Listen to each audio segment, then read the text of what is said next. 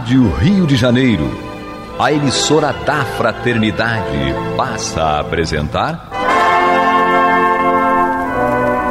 Luz na Penumbra, programa que leva ao seu coração a mensagem da doutrina espírita.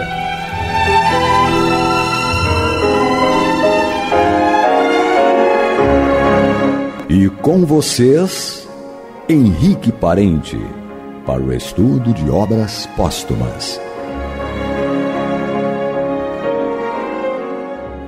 Querido amigo ouvinte, que a paz de Deus, nosso Mestre Jesus, assim nos envolva a todos. E como é bom pensar assim, né? Quando a gente considera, porque compreende realmente a grandeza desses dois seres, se assim posso me expressar. Mas na falta talvez de palavras melhores. Mas seres sim, porque Deus é o Criador de todas as coisas e criou todos os seres. E tem tornado possível a nossa aproximação à natureza dele, porque em cada um de nós existe um pouquinho dessa natureza divina. Então isso nos aproxima de Deus. E aí lembrança de Paulo, quando disse que nós somos herdeiros de Deus e co-herdeiros de Cristo. Existe dentro de cada um de nós um Cristo, usando esse nome aí, que é semelhante à palavra hebraica, ungido, o Messias. Então, existe dentro de cada um de nós um Messias, existe um Cristo, existe um ungido, existe um Filho de Deus, exatamente que nós somos. O que nós estamos fazendo no processo evolutivo, na vida, exatamente aprimorando, despertando em nós a consciência dessa natureza divina. É para isso que serve a vida, é para isso que estamos aqui e vamos continuar por muito e muito tempo, até um dia chegarmos à estatura de um ser como esse que falava ainda há pouco, ou seja, de um Cristo, de um ungido, de um verdadeiro Filho de Deus. Então, para isso que a gente está aqui estudando. E o livro que me cabe na parte aqui do programa Luz na Penumbra é o estudo de obras póstumas. Aquele livro que foi publicado 21 anos após a desencarnação do nosso querido codificador do Espiritismo, Allan Kardec.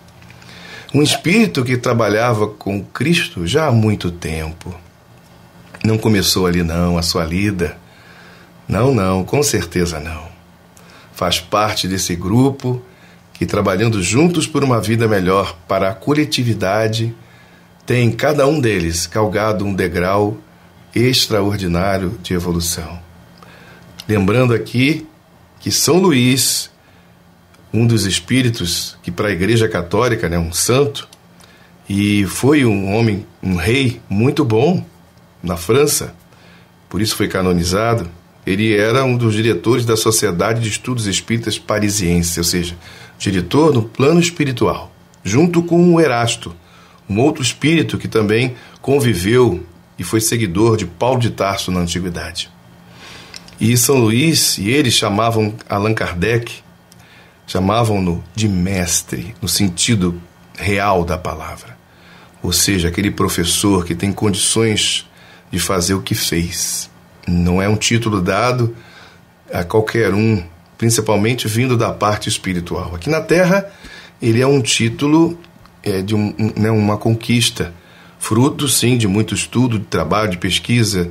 É um professor, um emérito professor. Mas o plano espiritual não costuma muito a atribuir esses títulos às pessoas.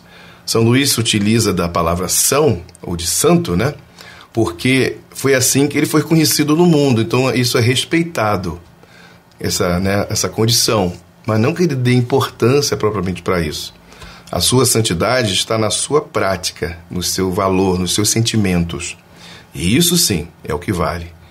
E Allan Kardec foi aceito, dado esse título de mestre pelos espíritos superiores, não foi à toa, porque ele era um dos espíritos mais evoluídos que existiam na Terra. Então, não vou entrar aqui nesses assuntos, que não é o nosso objetivo, mas apenas referendar aqui a importância da pessoa de Kardec, mas ele não precisa que eu, Carlos Henrique Parente, né, possa aqui defender alguma coisa ou tomar partido de alguma coisa, e nem é essa a intenção. Nós estamos aqui para justamente aprender com ele, porque ele é o nosso professor.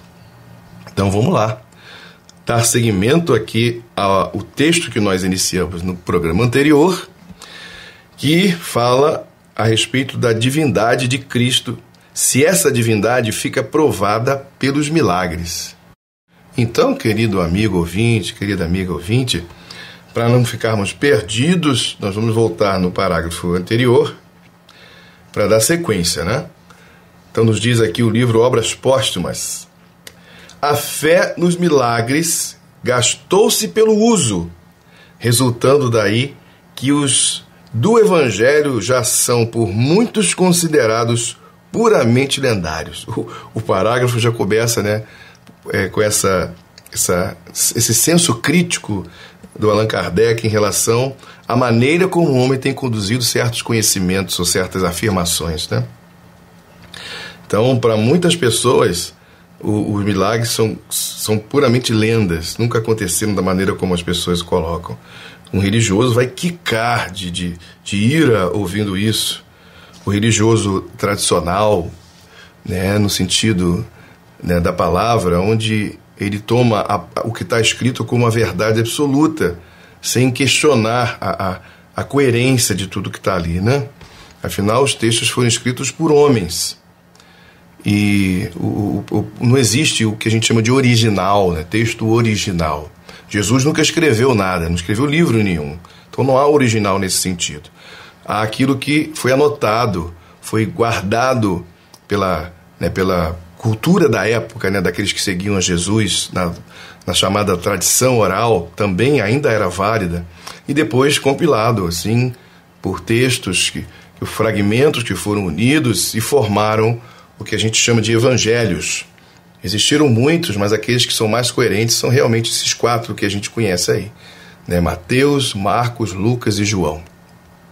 Então, eles são 3, são canônicos, né? E o que é Mateus, Marcos e Lucas, e o de João, que é chamado o evangelho mais pneumático, mais espiritual. João teve presente em todas as circunstâncias de Jesus, todos os momentos. Até lá no horto, e depois passou aquela confusão ali deles terem dormido, ele estava lá ao pé da cruz. Então ele realmente é uma presença fundamental para isso aí. Então, a gente tem que estudar, tem que questionar. Kardec aqui está usando da sua sabedoria, mas apenas aqui trazendo para nós um sentido crítico, né, do que acontecia em relação à maneira como o conteúdo era utilizado, né? Daí ele afirmar que o Evangelho já são por muitos considerados puramente lendários, ou seja, os milagres do Evangelho. A Igreja, ademais, é a primeira a tirar-lhes o valor, como prova da divindade de Cristo. Olha só, hein? Declarando que o demônio pode fazer os mesmos prodígios. Se o demônio tem o poder de fazer milagres, fica evidente que estes não têm caráter exclusivamente divino. Se pode fazer coisas pasmosas, de modo a seduzir os próprios eleitos, como poderão os simples mortais distinguir os milagres bons dos maus? E não é para recear que, vendo tais fatos, ou melhor, vendo fatos similares, confundam Deus com Satanás? Então, dar a Jesus aquele rival é lastimável, diz Allan Kardec. Mas numa época em que os fiéis não podiam pensar por si próprios e menos discutir qualquer artigo de fé que lhes era imposta, não se fazia necessário evitar contradições e inconsequências. Não se contava com o progresso, não se pensava que acabaria um dia o reino da fé cega e simplória, reino cômodo como o dos prazeres.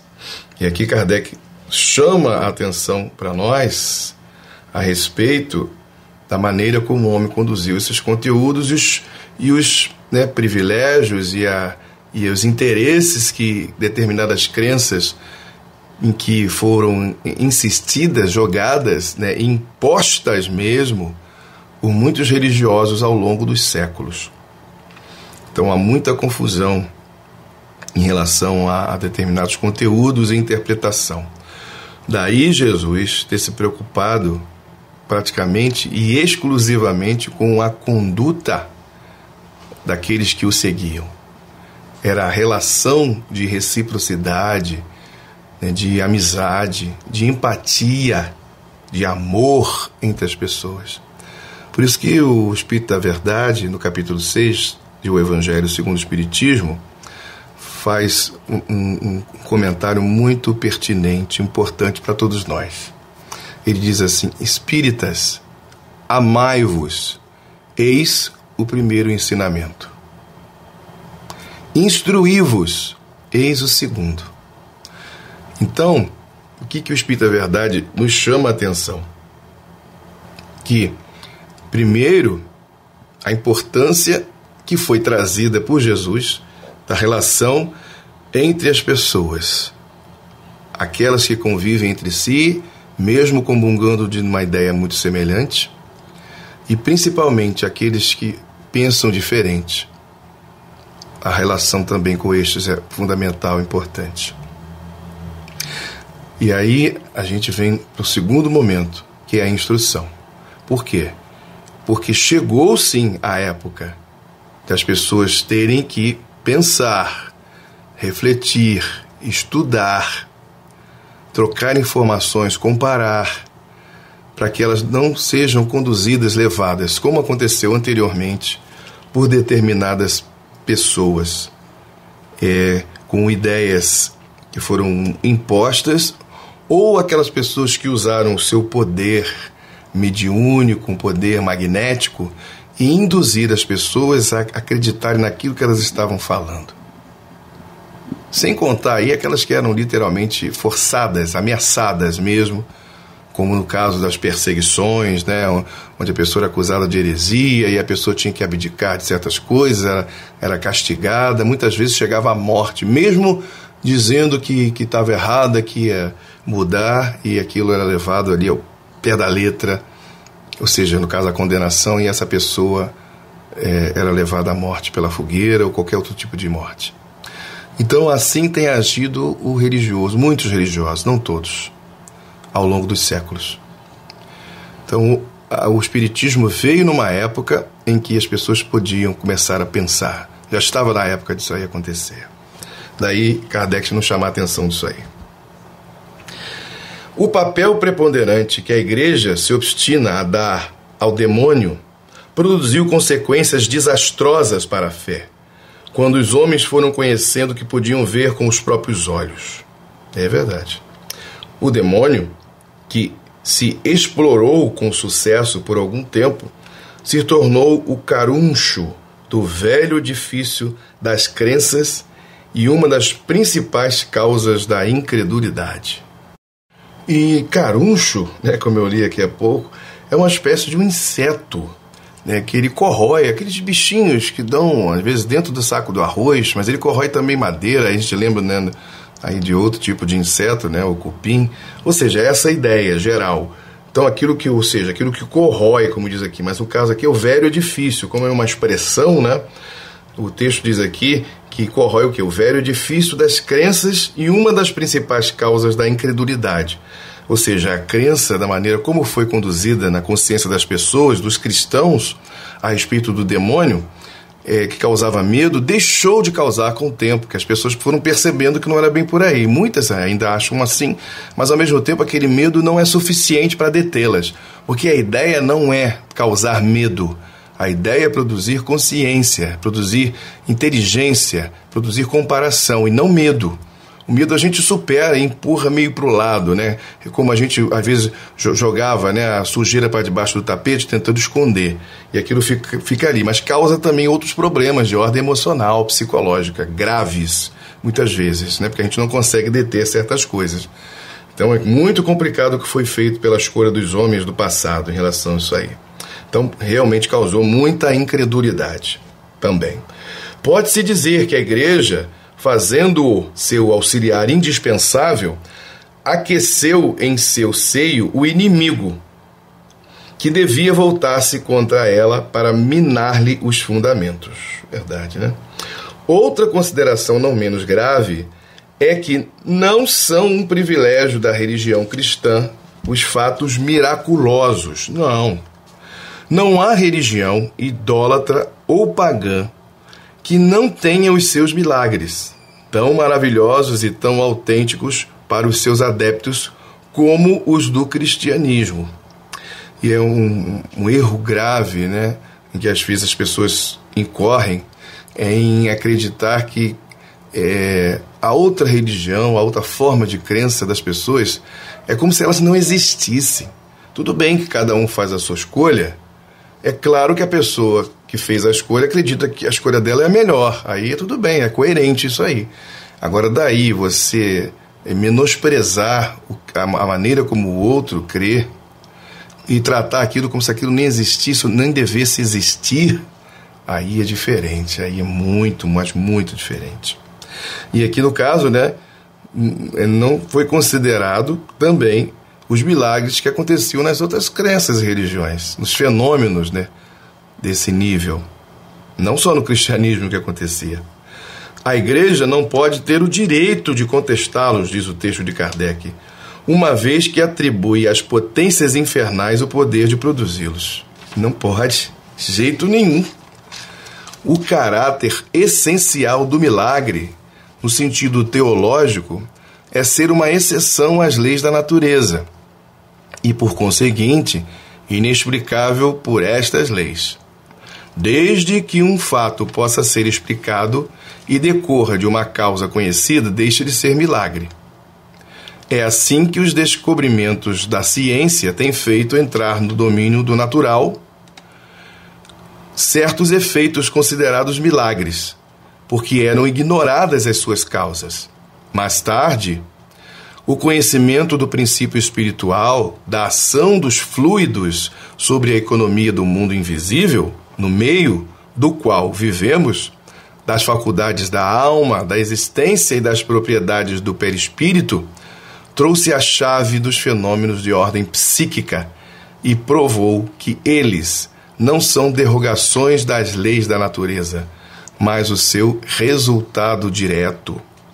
Daí a gente pode remontar, como Kardec também trabalha essa ideia lá na Gênese, também no livro dos Médiuns, né? Mas em termos de um conceito que a palavra milagre significa coisa extraordinária, coisa incomum, e não derrogação das leis da natureza. Todos os fenômenos têm uma causa natural. E que vale dizer que apenas a gente desconhece as causas que geram tais fenômenos. Então a função da ciência é buscar a verdade, é buscar aquilo que é verdadeiro.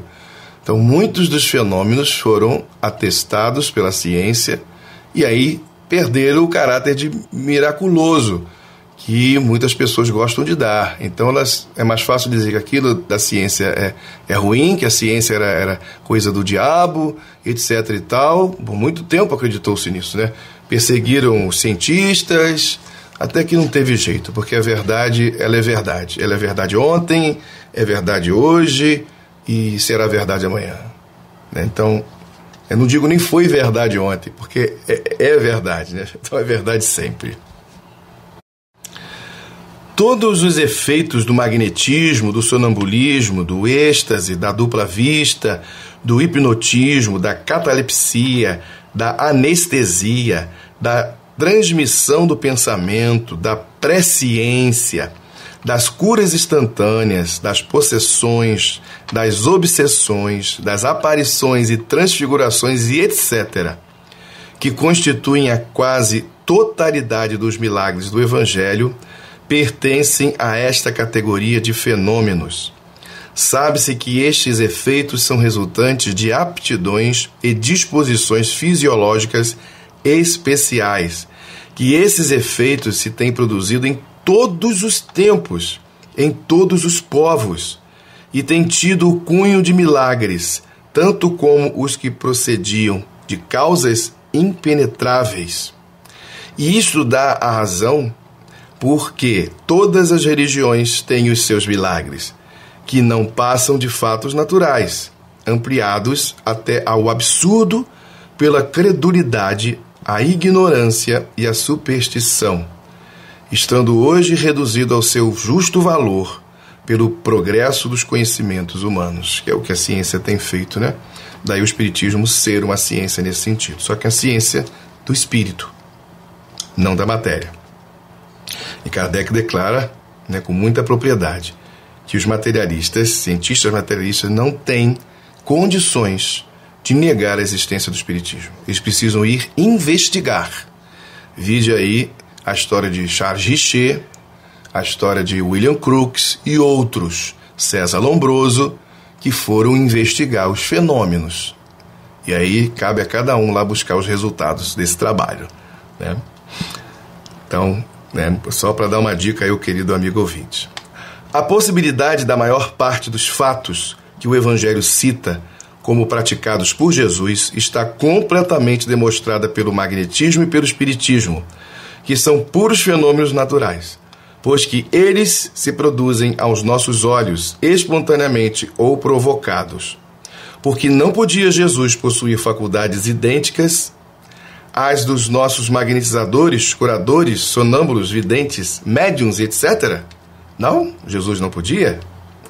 Desde que essas faculdades se manifestam em graus diferentes numa multidão de indivíduos que nada têm de divinos, pois se manifestam até em hereges e idólatras, é claro que não reclamam uma natureza sobre-humana. Se Jesus qualificava os seus atos de milagres, é porque nisto, como em muitas outras relações, devia apropriar a linguagem aos conhecimentos dos seus contemporâneos. Como poderiam eles apanhar a acepção de uma palavra que ainda hoje nem todos compreendem? Fica uma pergunta para todos nós aí. Para o vulgo, ou seja, para todas as pessoas, para o povo, as coisas extraordinárias que ele fazia e que pareciam sobrenaturais naquele tempo e até muito depois eram milagres e não podia dar-lhes outro nome. Um fato digno de nota é que ele se serviu desses milagres para afirmar a missão que recebera de Deus, mas nunca para se atribuir o poder divino. Nunca. É preciso, pois, riscar os milagres da lista das provas da divindade de Cristo. Vejamos se as encontraremos em suas palavras. E é bom aqui chamar a atenção, e até uma parte uma nota que tem após o fim desse texto que eu acabei de ler, o próprio codificador chamando a nossa atenção para que a gente possa recorrer ao livro A Gênese, e no capítulo 13 seguintes, que ele vai falar exclusivamente sobre esse assunto, a questão dos milagres.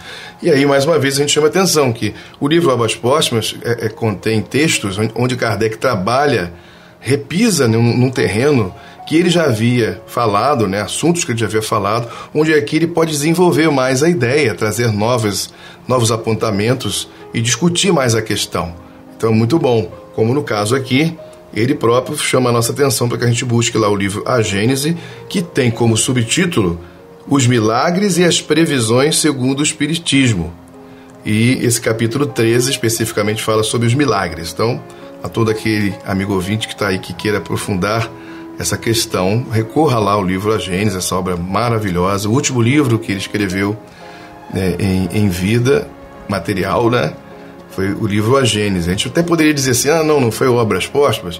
De certa forma, sim, mas no sentido oficial foi A Gênese. Porque ali ele estava ali encarnado mesmo, produziu e refez algumas coisas ali, nova tiragem, etc. e tal. O livro Obras Póstumas eram assuntos que ele estava trabalhando e que foram reunidos e formaram um livro. E foi publicado, como eu disse no início do programa, e sempre repito isso, porque sempre tem um ouvinte novo, alguém que possa se interessar e buscar. Então, o livro Obras Póstumas foi escrito 21 anos após a desencarnação dele, mas com textos de Allan Kardec. Não são textos de outras pessoas, tá bom? Então, nós vamos ficando por aqui hoje. Completamos esse segundo texto desse assunto, né? A respeito da divindade de Jesus. E hoje, né, fechamos aí o subtítulo, né, do item 2, a divindade de Cristo fica provada pelos milagres? E deu para entender que não, os milagres não precisam. Jesus não precisa recorrer a milagres, porque estes podem ser feitos por qualquer um, até por pessoas más, até por situações assim, que é o que ficou estudado aqui por todos nós. E a gente vai vendo no decorrer o que caracteriza mesmo de fato a divindade de Jesus. Muita paz a todos. Você está ouvindo o programa Luz na Penumbra.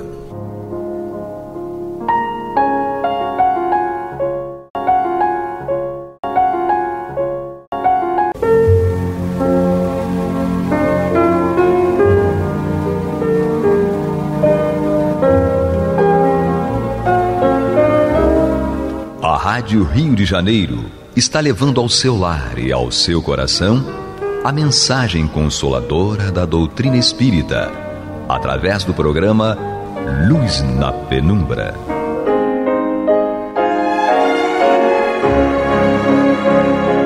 E com vocês, Antônio de Pádua Barbosa, para comentar o Evangelho segundo o Espiritismo, da obra codificada por Allan Kardec. Boa noite, meus caros amigos. Estamos aqui mais uma vez para continuar o estudo do Evangelho segundo o Espiritismo de Allan Kardec. Estamos no seu capítulo 6, o Cristo Consolador. E agora vamos estudar o seu item 3 e seu item 4, que tem por subtítulo O Consolador Prometido. Então, primeiramente no item 3, Kardec traz aqui uma passagem narrada por João, em seu capítulo 14, itens 15 a 17 e item 26. Diz Jesus: se me amais, guardai os meus mandamentos, e eu rogarei a meu Pai, e ele vos enviará outro Consolador, a fim de que fique eternamente convosco, o Espírito de verdade, que o mundo não pôde receber, porque não o vê e absolutamente não o conhece. Mas quanto a vós, conhecê-lo-eis, porque ficará convosco e estará em vós. Mas o Consolador, que é o Santo Espírito, que meu Pai enviará em meu nome, vos ensinará todas as coisas e vos fará lembrar de tudo o que vos tenho dito. São palavras de Jesus. Isso é com palavras de esperança, além de consolo, esperança no futuro. Nós começamos a entender as coisas porque acreditamos na vida futura. Então está nos propondo aqui uma esperança, nos dizendo que, calma, está ruim, mas eu vou pedir ao Pai, se vocês guardarem meus mandamentos, volta à história da condição, se guardarem meu mandamento, o mandamento que é de amor e caridade, nós já vimos isso no outro programa, se guardarem meus mandamentos, eu rogarei ao meu Pai e ele vos enviará outro Consolador, outro, porque ele se intitulava o Consolador, ele é um Consolador, Pai ia enviar um outro Consolador, que ficará eternamente convosco, o Espírito de verdade. Então, vai mandar o Espírito de verdade para nos acompanhar. E sim, vai pedir ao Pai que nos outro Consolador. Esse Consolador quem será? O Espírito de verdade. Não especificou quem é, quem não é. Aí cada um entenda da maneira que achar mais conveniente, já que não vai ser a única coisa que nós lemos e não entendemos muito bem, mas aceitamos porque nos faz bem. Simples. Então não vamos aqui discutir quem é o Espírito de verdade, deixa de ser. Importante é que é o Consolador pedido por Jesus. que o Pai nos enviasse. Esse Espírito de verdade deve estar tomando conta, sendo o gestor de tudo isso que nós recebemos aqui através dos outros espíritos, que se intitula como doutrina espírita, doutrina dos espíritos. Os espíritos se juntaram e nos enviaram a sua doutrina para que nós pudéssemos realmente compreender o que Jesus nos disse e trazer algumas outras coisas que ele não teve a oportunidade de dizer. Esses espíritos, agora, participando disso, comandando isso, tá esse espírito de verdade. E aí, cada um entenda como achar que deve. Disse aqui Allan Kardec: Jesus promete outro consolador, o Espírito de verdade que o mundo ainda não conhece, por não estar maduro para o compreender. Então, o mundo não compreende o Espírito de verdade, que lhe falta madureza para entender. Consolador que o Pai enviará para ensinar todas as coisas e para relembrar o que o Cristo havia dito. Se, portanto, o Espírito de verdade devia vir mais tarde ensinar todas as coisas, é que o Cristo não dissera tudo. Se ele vem relembrar o que o Cristo disse, é que o seu ensino foi esquecido ou mal compreendido. É um raciocínio lógico e perfeito de Allan Kardec. Perfeito. Por quê? Se Jesus diz que o Espírito de verdade vai nos explicar muitas coisas, ou melhor, vai nos trazer outras coisas que Jesus não trouxe, é porque Jesus realmente não teve como dizer tudo, até porque não se compreenderia aquela época. Nesta época atual, a gente já não entende, imagina naquela época. Então, ele diz, olha, o Espírito de verdade vai trazer outras coisas para complementar aquilo que eu trouxe. Eu trouxe o básico. Agora, descompactar todas essas informações que eu trouxe, vai caber a esse Espírito de verdade, que vai facilitar o entendimento, que vocês já vão estar mais bem preparados para compreender tudo isso. E, além disso, ele diz aqui, esse Espírito de verdade vai nos relembrar aquilo que o Cristo já trouxe. E por que ele vai relembrar? Como diz Kardec aqui. Porque esse ensino ou foi esquecido ou foi mal compreendido, o que é muito lógico também.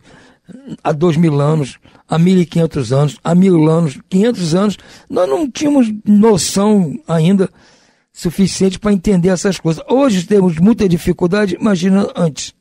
Então, à medida que nós fomos evoluindo, nós fomos aprendendo, mas agora chegou a hora de ter uma explicação mais completa, uma explicação mais explicadinha para nós.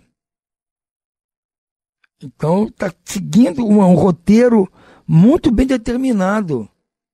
Se nós prestarmos atenção, vamos ver que estamos seguindo um roteiro muito bem estabelecido. O Espiritismo vem no tempo previsto cumprir a promessa do Cristo. Preside ao seu advento o Espírito de verdade. É como eu disse, o Espírito de verdade preside o advento dessa promessa do Cristo, que foi mandada a nós através dos Espíritos que trouxeram a Kardec. Por isso que ele deu o nome de doutrina dos Espíritos, que veio através dos Espíritos para ele. Ele chama os homens à observância da lei, ensina todas as coisas fazendo compreender o que o Cristo disse por parábolas. Disse o Cristo, ouçam os que têm ouvidos para ouvir. O Espiritismo vem abrir os olhos e os ouvidos porque fala sem figuras, sem alegorias. Levanta o véu intencionalmente lançado sobre certos mistérios. Vem finalmente trazer a suprema consolação aos deserdados da terra e a todos os que sofrem, atribuindo causa justa e fim útil a todas as dores. Ou seja, nós vamos continuar passando por problemas, mas todas essas informações que são esperançosas e consoladoras nos tiram do desespero de passar pelas situações complicadas. Que nós estamos passando por situações complicadas desde que o mundo existe. Mas chegou a hora de passar por essas situações que nós criamos, mas sem desespero. Entendendo o que está acontecendo, por que está acontecendo, que aquilo tem fim, que aquilo vai ter ajuda para resolver. Então, gente, nós estamos numa situação hoje muito melhor que estávamos há 1000 anos, 500 anos. Estávamos sofrendo a mesma coisa, mas sem noção do que estamos. Estamos apanhando sem saber por quê. Agora sabemos por que estamos apanhando. Estamos tendo ajuda para nos curar do efeito das pancadas. Então, já está diferente. Disse o Cristo, bem-aventurados os aflitos, porque serão consolados. Mas como pode a criatura sentir-se feliz se não sabe por que sofre? O Espiritismo mostra a causa dos sofrimentos nas existências anteriores e a destinação na Terra, em que o homem expia o seu passado. Mostra o objetivo dos sofrimentos como crises salutares que levam à cura e como meio de depuração que garante a felicidade nas existências futuras. O homem compreende que mereceu sofrer e acha justo o sofrimento. Sabe que esse sofrimento lhe auxilia o adiantamento e o aceita sem murmurar, como o operário aceita o trabalho que lhe assegurará o salário. Exatamente. A pessoa vai para um trabalho duro, difícil, sofrido, mas ela vai porque sabe que vai receber o salário para compensar todo aquele sacrifício. Então nós vamos aceitar o sofrimento que estamos passando agora, porque nós entendemos por que estamos sofrendo. E o salário vai ser o fim disso, que sabemos que vai ter um fim. E não vai ter de repetição desses sofrimentos, que nós já ficamos inteligentes o bastante para não repetir as coisas erradas que fizemos antes. Ou parar de fazer coisa errada para não sofrer no futuro. Nós já entendemos isso.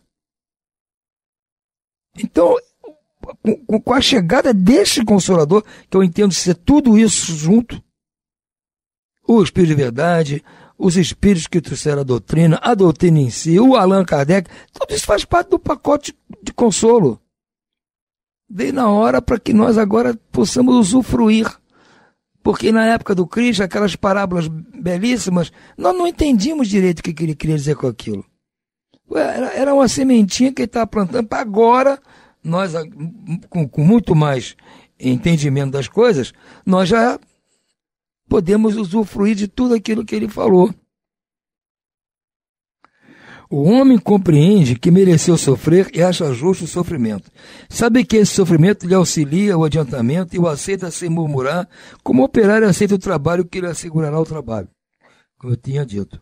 O Espiritismo lhe dá fé inabalável no futuro e a dúvida pungente não mais se aposta de sua alma. Fazendo ver as coisas do alto, a importância das vicissitudes terrenas se perde no vasto e esplêndido horizonte que o Espiritismo descortina, e a perspectiva de felicidade que o espera lhe dá paciência, a resignação e coragem de ir até o fim do caminho. Exatamente essa perspectiva de futuro, essa esperança, abre para nós um caminho longo. Então isso faz com que a gente tenha mais paciência para aguardar, mais resignação para passar por esses sofrimentos que sabemos que são temporários, e coragem para enfrentar tudo, gente. Você tem aquele objetivo no futuro, você sabe que aquilo vai acabar mais cedo ou mais tarde, aí que você vai ser feliz. Então isso ajuda, é o consolo que nós temos. Assim, o Espiritismo realiza o que Jesus disse do Consolador prometido. Conhecimento das coisas, fazendo que o homem saiba de onde vem, para onde vai e por que está na terra. O chamamento aos verdadeiros princípios da lei de Deus e consolação pela fé e pela esperança. Isso aqui é chave de ouro, gente, isso aqui. Nós que somos espíritas, ou estudamos espiritismo, gostamos, nós temos que entender isso a respeito dessa nossa amada doutrina. Essa concepção é a base de tudo, gente. Quando alguém perguntar por que você é espírita, você fala isso aqui. O Espiritismo realiza o que Jesus disse do Consolador prometido. O conhecimento das coisas, ou seja, lembrar o que o Cristo disse e trazer coisas novas. fazendo com que o homem, ou seja, fazendo com que eu saiba de onde eu vim, para onde eu vou e por que eu estou na terra. Eu não sou, estou aqui solto, ao léu, apanhando todo dia sem saber por quê. Não, eu sei muito bem de onde eu vim, o que eu aprontei, eu sei para onde eu vou, vai ser melhor. E sei porque eu estou aqui, para poder provocar essa melhora. Um chamamento aos verdadeiros princípios da lei de Deus. Ou seja, o Espiritismo nos traz um chamamento para as leis de Deus. E traz a consolação pela fé e pela esperança. Gente, é isso que está propondo aqui. É isso que o Cristo nos propôs. O consolo. Ou seja, o seu jugo e seu fardo são mais leves e mais suaves. Tendo fé nisso, esperança de que está certo, nós vamos seguir o nosso roteiro daqui para frente e tentar viver da melhor maneira possível, tendo esse trunfo. Na hora que tiver muito complicado, eu sempre sugiro às pessoas, peguem esse capítulo e deem uma lida. Vai orar a Deus, porque está passando por situações, aquelas que Kardec elencou no item 2, misérias, perda de pessoas queridas, dores físicas, desemprego, tudo aquilo que está causando, nós vamos orar a Deus, pedir ajuda. Antes, dá uma lida nesse capítulo aqui, nos itens 1, 2, 3 e 4. Leiam isso, para preparar para fazer seus pedidos. Primeiro agradecer, porque chegou até agora. E depois pedir a Deus o que está sentindo falta. Você vai ser ouvido. Os espíritos que estão em nome dele estão aqui dispostos a fazer tudo que for possível para você resolver seus problemas. Só vai depender do seu merecimento, se você fizer por onde. Ou seja, cumprir os ditames da lei, prática do amor e da caridade. Então nós vamos, como se diz na gíria, correr para o abraço. Porque é o que nós precisamos, gente. Para enfrentar a vida que nós enfrentamos aqui. Principalmente no momento atual que estamos passando, na nossa cidade, no nosso país, no nosso mundo. Acompanhe as notícias aí, como é que estão as coisas no mundo. Nós estamos aqui no dia a dia, passando por coisas incríveis aqui no Rio de Janeiro. Mas é porque nós estamos perto, estamos vendo. Mas nos outros lugares tem coisas também do Arco da Velha acontecendo e nós fomos os responsáveis. Porque estamos aqui na Terra passando por isso, é porque merecemos passar, gente. Ninguém está aqui. Caiu estava no paraíso celeste, de repente caímos aqui e nem sabemos por quê. Não, nós estamos aqui e temos consciência. Pelo que a gente está passando hoje, a gente tem consciência do que fez antes. Se eu estou passando por isso, é que eu fiz coisa parecida com alguém. Então, vou não fazer mais, procurar não fazer mais. Eu gosto de fazer isso, ou tentar parar de fazer. E aí, rezo e torço para que todos nós, vocês e eu, consigamos dar conta dessa missão proposta pelo Cristo, prática do amor e da caridade. Vamos ficando por aqui. Uma boa noite a todos e muita paz.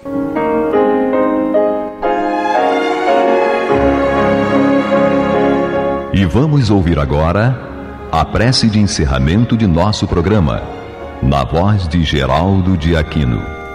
Jesus, dá-nos coragem para a luta, piedade para os insultos e misericórdia para as injustiças e ingratidões. Limpa nossa alma de inveja e ambições mesquinhas, de ódio e de vingança o nosso caminho. E que dentro em pouco, ao recolher-nos de novo ao calor do nosso leito, para que o sono nos dê a paz e o esquecimento das tristezas humanas, possamos sentir, Senhor, no mais íntimo de nosso ser, a doçura indefinível do Teu amor e a grandeza incomparável da Tua divina presença. Que assim seja.